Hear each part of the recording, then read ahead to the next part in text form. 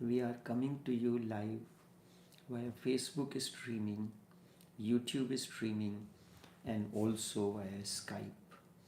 Each one of you is welcome to this live streaming from our studios in Trinidad. Sutras of Vigyan Bhairav Tantra. When actions evolve out of witnessing, as such as you are, your actions evolve out of the mind. How does the process go? A desire comes in. Desire can be in the form of lust or anything else. Desire comes, it goes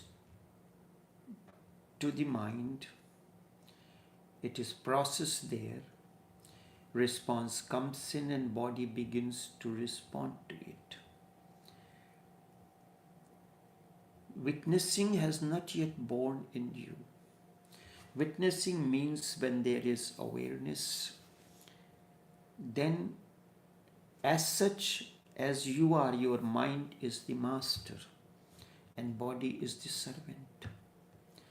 When witnessing is born in you, there is awareness, then mind becomes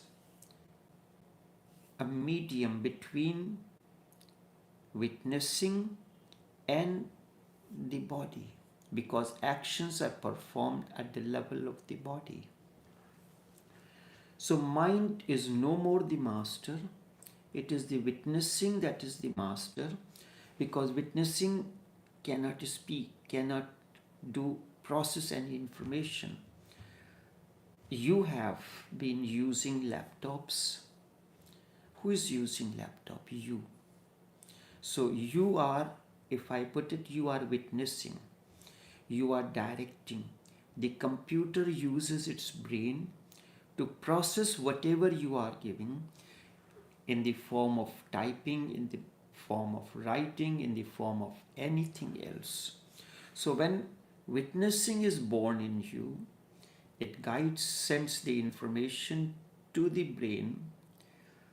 Brain processes the information and makes it possible to be understood by the body. It is like binary system. In binary system, to write a particular letter,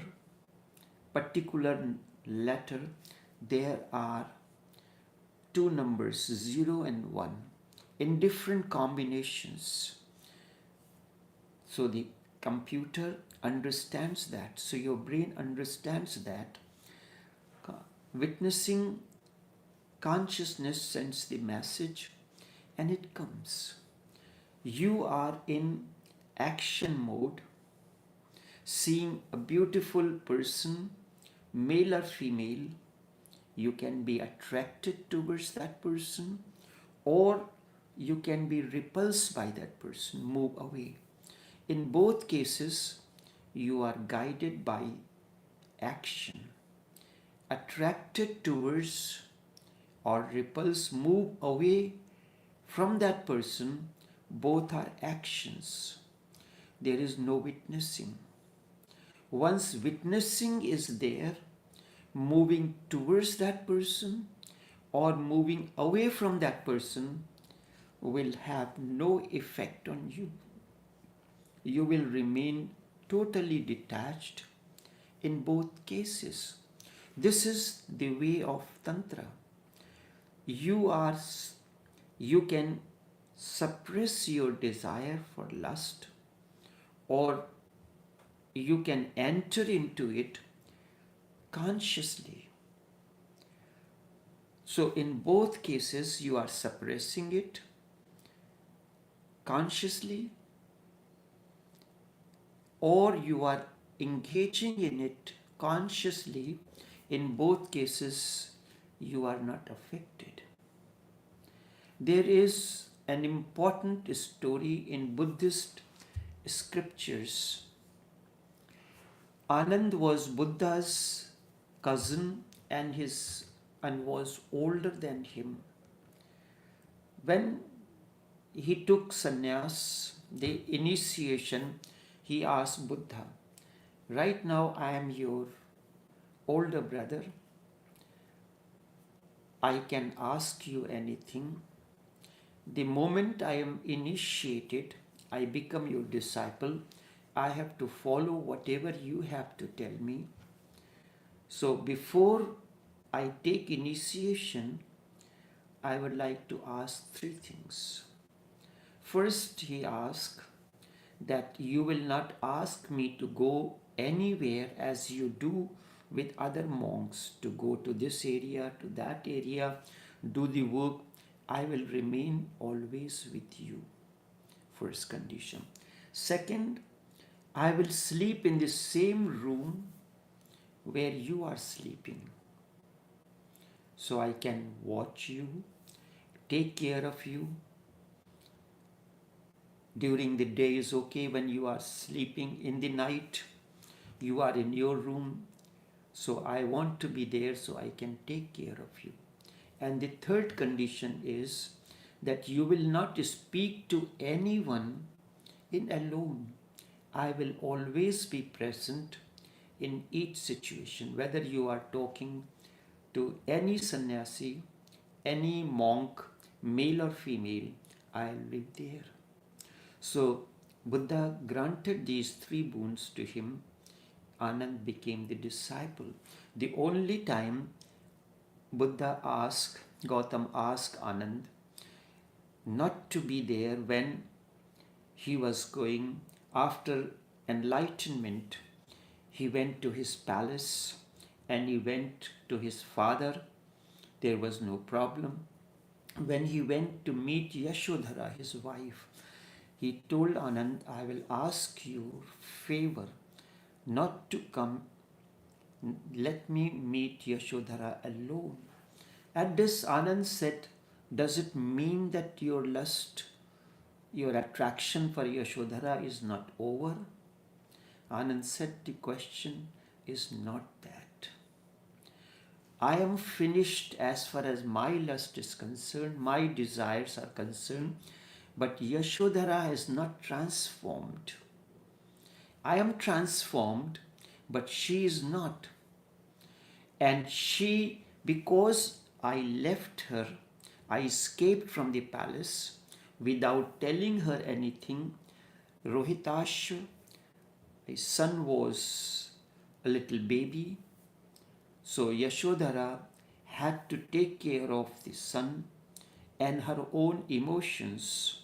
So I would like to meet her alone, because when she is a very respectable person, when she sees you with me, she will not express the pain or agony that she has felt in my escape from the palace. You are leaving a woman in the prime of her youth, when her desires are not fulfilled. She still desires, and you did not say anything. For 12 years, you did not send a message. She lived alone through the various stages of her emotional upheaval. So seeing you, she will not say anything. And for her catharsis, it is very important that I meet her. So when I am alone, she can express all her agony, pain, or complaints to me. This is important, because I want her to be transformed also. But for that, catharsis is the first criteria, and she must be relieved of those pains or agony. So when Buddha went, Anand agreed. When Buddha went, as usually happens, as a male person you will know, when women's emotions are hurt, she expresses herself to her spouse in a particular manner. Yashodhara did the same thing. Why did you leave me? when you know that I was young and I had the desire, and how you know it well, how I wanted to have things and this and that, all kind of things you can imagine on your own. What comes to the mind of a woman or to the mind of a man? It was important. So Anand was going somewhere. He was beautiful. That I just gave you the reference with my own understanding and analysis of it. So Anand was going somewhere. Anand was beautiful, handsome. A prostitute saw Anand. The moment one attains to initiation or progresses in inward journey, a different kind of attraction comes to them, which is not the attraction of the body, not of the physical, but the attraction of the being, which is much more profound. And you are attracted towards that person. You are unable to say what kind of attraction, why this deep attraction is towards this person. It is because of her, because of that person's, number one, has entered into initiation, is on a totally different journey, and something is beginning to blossom into it. The seed that was in the seed form is beginning to blossom in many forms. There comes an unusual kind of attraction which is not found in a family person. Comes a kind of a glow, kind of an aura around that person.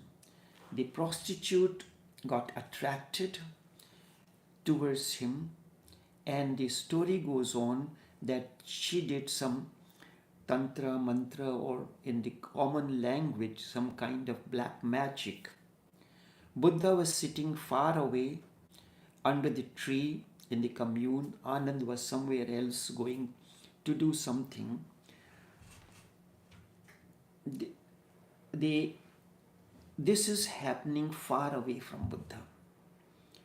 But the story goes on, Buddha is seeing through his Buddha cognition, and Sariputta, another monk to whom Buddha gave the Heart Sutra, Heart Sutra is communion between Buddha and Sariputta. So Sariputta is also seeing it. Sariputta tells Buddha, you have to protect Anand. He seems so that he does not fall into any difficult situation, because the woman is also very beautiful and she has done some black magic tantra, and the mantra or whatever it is, a spell, a magic spell she has cast over Anand. But does not say anything. He remains watching. All of a sudden he stands up and tells Sariputta, now something has to be done. So Sariputta said, I had been telling you this all along, that you have to do something, but you remained quiet, and suddenly you got up. The Buddha said, no, Sariputta said, the disease, the problem that has started, it should have been nipped in the bud before fire gets raged. It is simply a spark. As it is a spark, the spark should be finished so that it does not become a raging fire. Buddha said, up to now, the disease has not begun. That's why I was quiet and I was sitting. Now it has begun. How it has begun? The prostitute saw Anand. She got attracted because of his aura, because of the energy field that was flowing through him. The need has begun now, because now Anand has become unconscious. His witnessing consciousness has disappeared. Up to now, he was witnessing. there was no fear. Whether it is a prostitute, beautiful, or anything, there was no fear because witnessing was there. Anand was witnessing everything. Even if Anand had gone with her to her home and stayed there overnight, there was no fear of any kind. Now fear has arisen. Now the need has come. Why? Because as long as there is a witnessing, whether he is standing in front of a naked prostitute or a person, there is no problem with that. But now the problem has come in because Anand has become unconscious.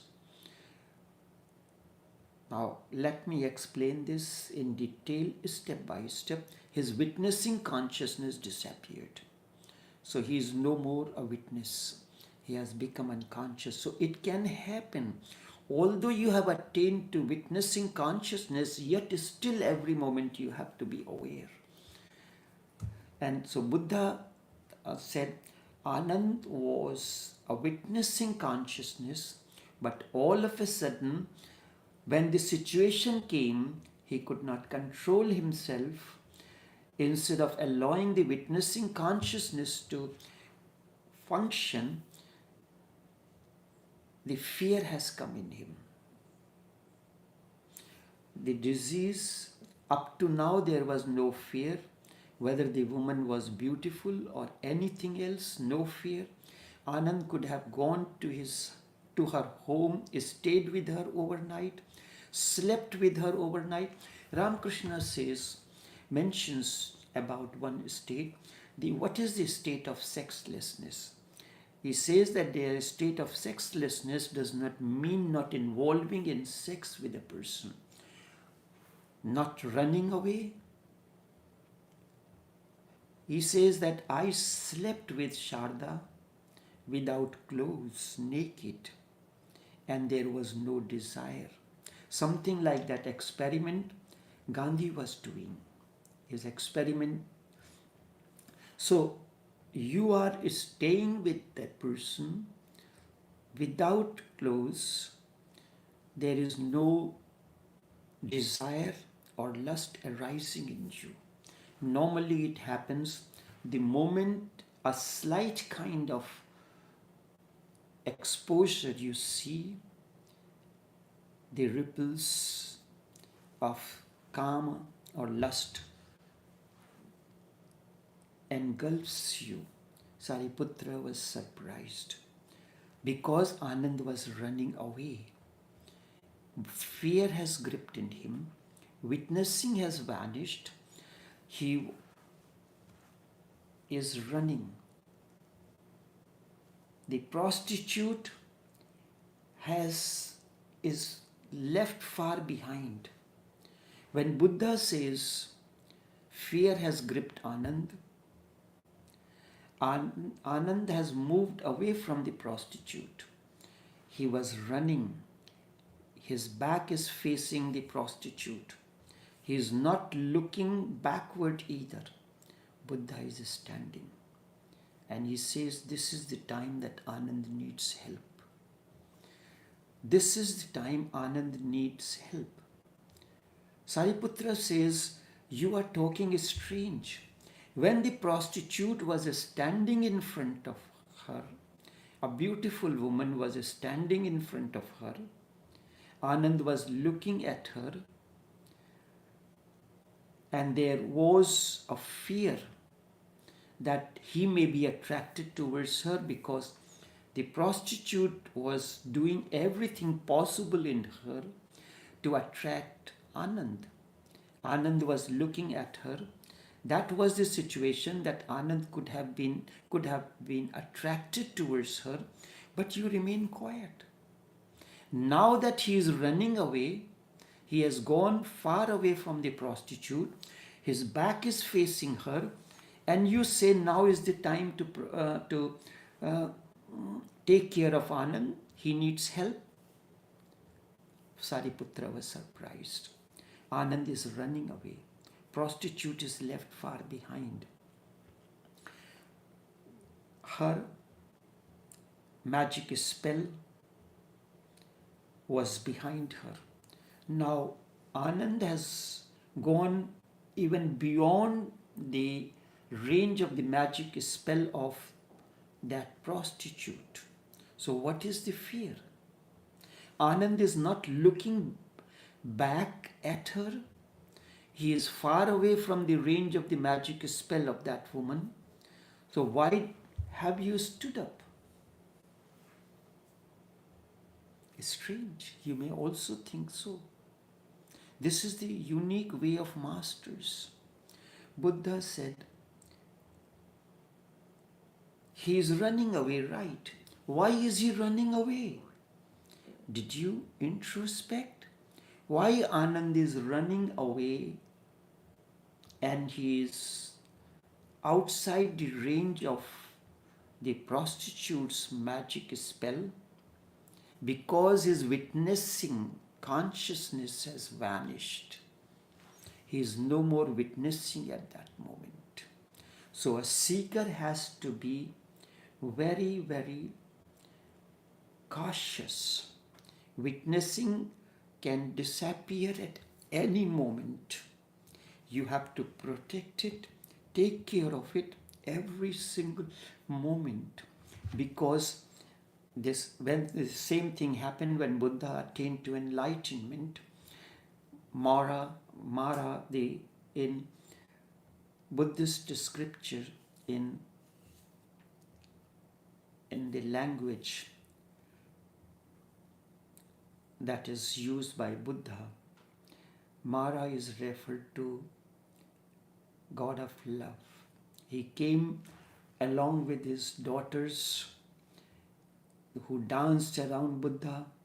He did everything possible to disturb Buddha, but Buddha was not disturbed. The god of lust, Kama, got fed up and then he left at that time. So one has to be very cautious. I'm not saying that do not allow that kind of situation to arise in front of you. You have to, a person can stand naked in front of you in a most revealing or exposed position, and is your witnessing disappeared or not? Ramakrishna practiced this with his wife. Gandhi did with other women because Kasturba, his wife, had died already. You can practice this with your wife or with your husband. That in that position is there, and then it should be with the mutual consent. Let the person try to do all kind of attractions possible which in the past have made you sexually aroused. The person is doing all those things, yet still there is no arousal in you. That means you are witness. You are in that state. Witnessing means you are meditative in that state. Witnessing is there, continuing to do its effect. You can be there, but in case with your spouse, you can practice this. At the same time, you can practice your regular marital needs for one another. So two ways it is beneficial. That's why the Sufi masters said that in some cases with certain people, certain disciples, that first get married, then you will be initiated.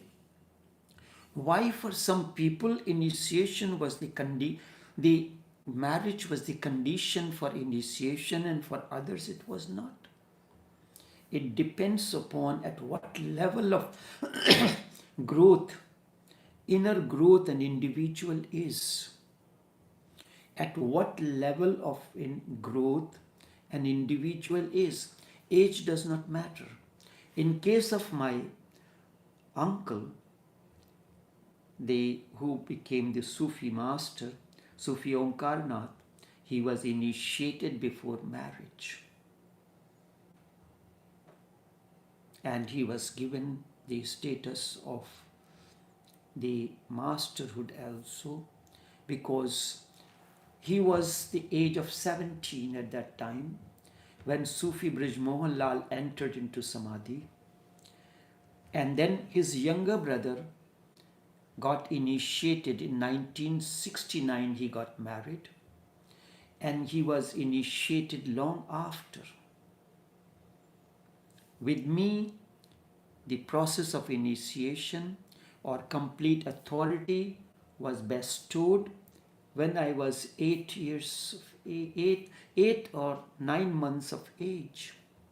So the age, who is older, who is younger, is not important. It is important how much work has already happened on this person in the past life. That's why your journey begins where you are at this particular moment. There are certain seekers around me. The intimate teachings began from the very first day. With others, they have to go through the initial process before they can be taken into inner circle. So Buddha said Anand is running away because his witnessing consciousness has vanished. Now he is a doer. As such as you are a doer. Because you are under the spell of the mind. Mind governs, a desire arises in you. For anything, lust arises in you. The instruction goes to the mind, mind processes in its own way, and the instruction comes in, go towards that person, do this. So you immediately, without giving a logical consideration or anything, you go into it. This is where you are doer. You are not in the being consciousness. You are not you are a doer, not in the state of being. Being means you are witnessing. Witnessing consciousness is operating into you. And because he is a doer, he is under the influence of the mind. If he goes and engages in the act of what the prostitute wanted, if he wants to go into it, he was afraid that the magic spell of that woman was so strong that he will not have any control over her, and because of that he is afraid. Now he is afraid. As long as the witnessing was there, he was standing there, prostitute was looking at her, throwing her magic spell on him. Anand was not perturbed by this.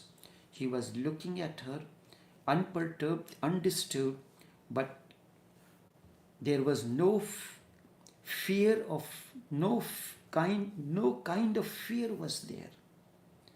And so there was no need to help him. Now that his witnessing has vanished, he needs help. And he needs tremendous help. This is important. It is like the witnessing feeling should always remain with you, whether you marry or do not marry, whether you engage in sex or not, whether you eat, whatever you do, as long as the witnessing consciousness is there, it is part of your experience. If not today, one day you will reach to the top, finish all the ladders of transformation.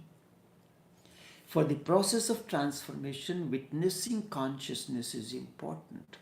There are certain seekers who are we are living in a world where it is very difficult for anyone to keep away from this magic spell of karma.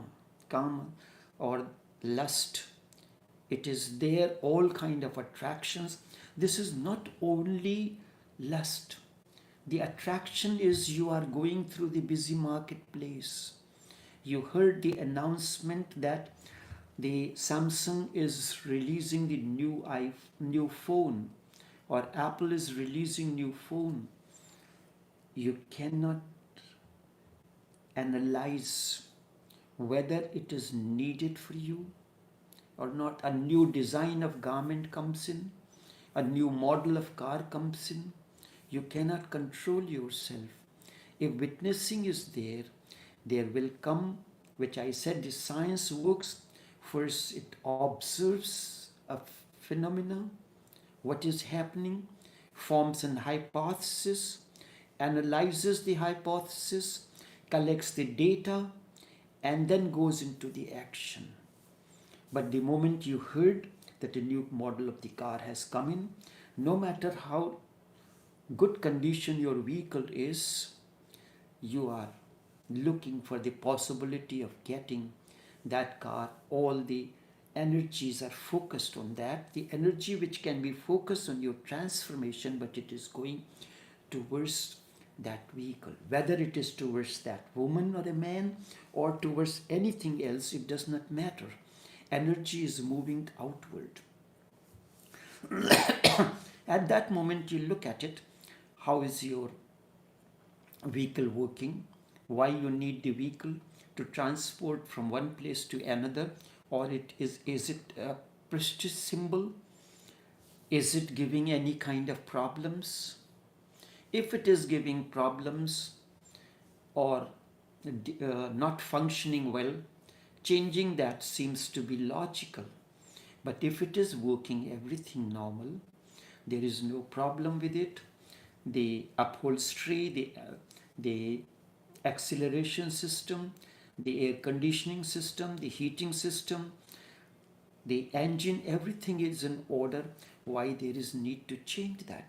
The same energy that you are using on getting the new vehicle, you can spend on something else. So this is the way the science works, and in the process of spiritual development, you have to work in the same way. This is part of witnessing. You are first observing the phenomena, making the hypothesis. There is no attraction of any kind. There is no fear of any kind. You are simply going step by step, analyzing the hypothesis that you have formed or the observation that you have seen. A new car has come in. You look at your car. What is the condition of your car? You can get it checked, look at its life, just as from time to time we go and do our the complete test. In that, the blood pressure, the heart, the complete checkup is done, the different things. So with that, you know what is your inner health.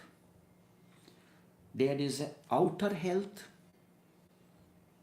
and there is inner health. One can be older, but the inner health comes from the energy level and how much energy you have been able to conserve. That will determine your heart rate, your pulse, your blood pressure, your hemoglobin level, your different systems of the body, this and that and so. Now, this is the process of analysis. When a situation comes in, you are analyzing it, collecting the data, and then you are coming to the final conclusion. This is part of witnessing.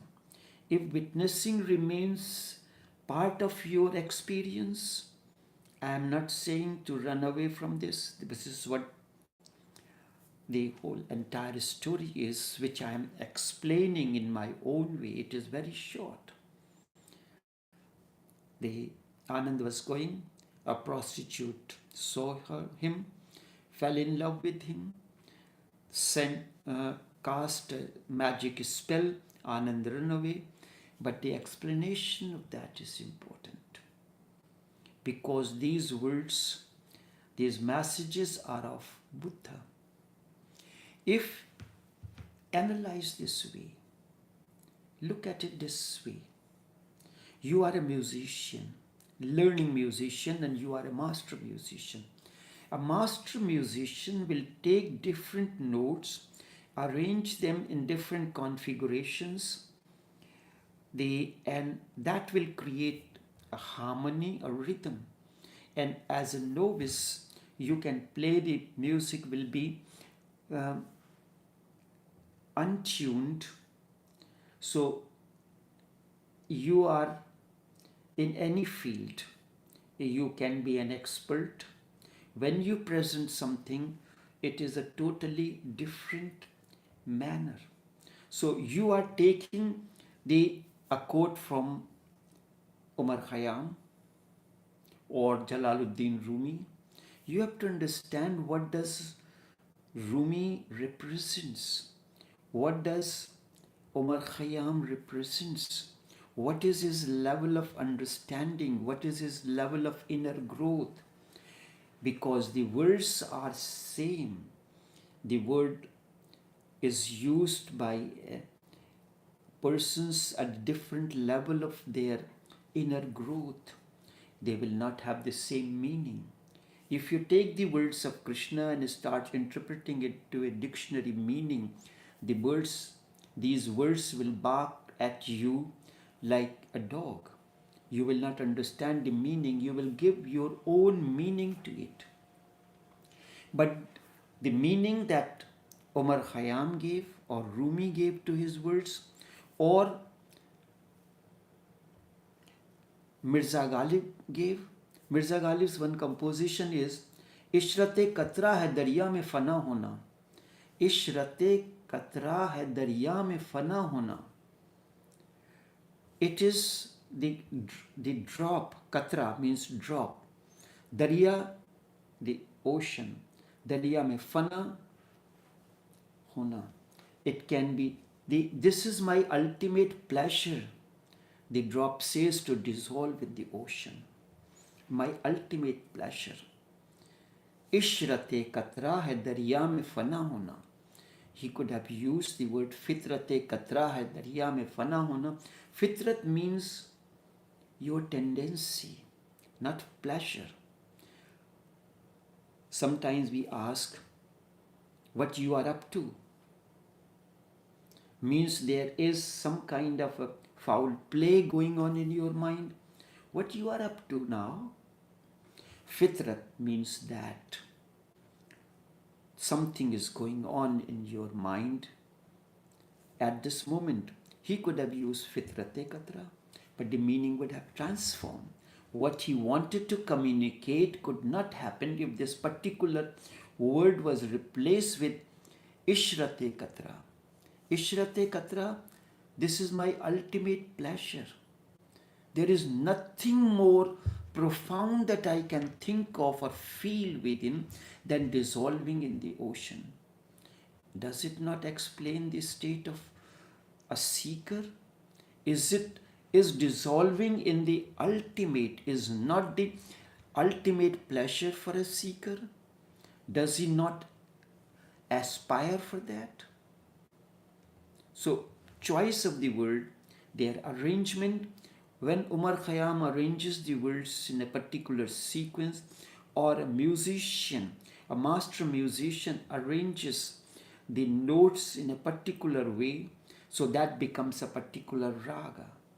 He can start off with one rag, go to another rag.